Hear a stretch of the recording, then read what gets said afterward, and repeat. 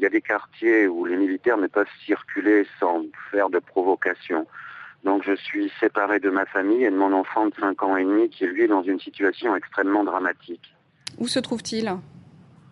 Il est dans la région de Yopougon. Notre concession est la concession Bolloré, une concession française. Elle touche la base marine. Nous sommes juste à côté. Cette nuit, ils ont mitraillé les maisons. Ça a été très très grave. Mon enfant a dormi dans une baignoire avec un matelas sur la tête. Et ce matin, les militaires sont entrés dans les concessions menaçant les derniers occupants. Quand ils ont appris que mon enfant était français, même l'un d'eux a essayé de le frapper. C'est un autre militaire qui s'est interposé. Je fais tout aujourd'hui pour tenter de récupérer mon enfant et sa maman, qui est ivoirienne. Mais malheureusement, je n'ai aucun secours. J'ai pensé à France 24 pour tenter de médiatiser cette opération. Je compte le récupérer en me présentant moi-même à la garde républicaine dans 1 heure, où je vais leur demander à eux de tenter de le faire revenir sur Treichville, où là, les forces françaises ont un accès direct et pourront peut-être me mettre à l'abri.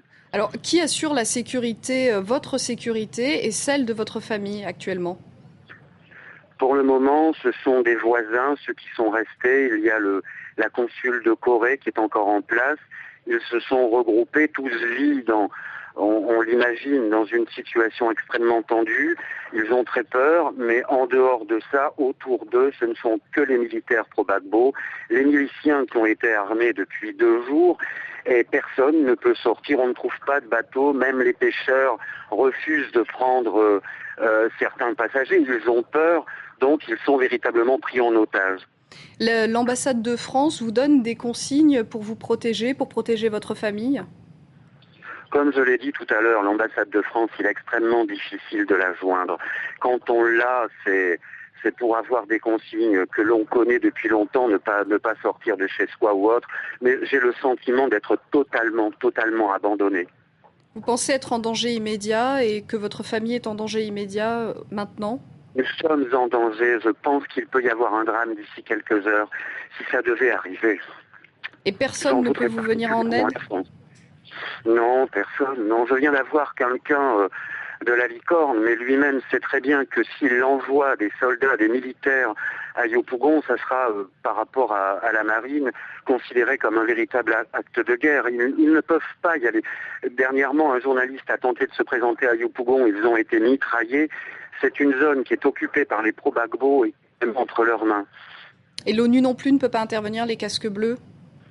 Alors là, véritablement, on ne les voit jamais. Je n'ai pas vu l'ONU une seule fois. Je vois encore de temps en temps les licornes, mais l'ONU, non.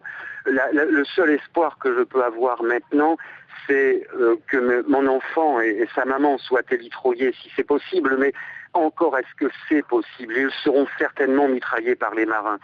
Donc j'espère pouvoir aller véritablement à la garde républicaine et leur demander, on est une menace pour personne, on habite ici depuis 12 ans, je suis artiste peintre, professeur, je ne vois pas en quoi on est une menace et s'en prendre à nous parce que nous sommes blancs, parce que nous sommes français, ce n'est pas digne d'un soldat. Nous l'avons tous été, nous Français soldats, à un moment ou à un autre. Il y a ce sens de l'honneur qui est en nous, on ne peut pas s'en prendre à un enfant de 6 ans.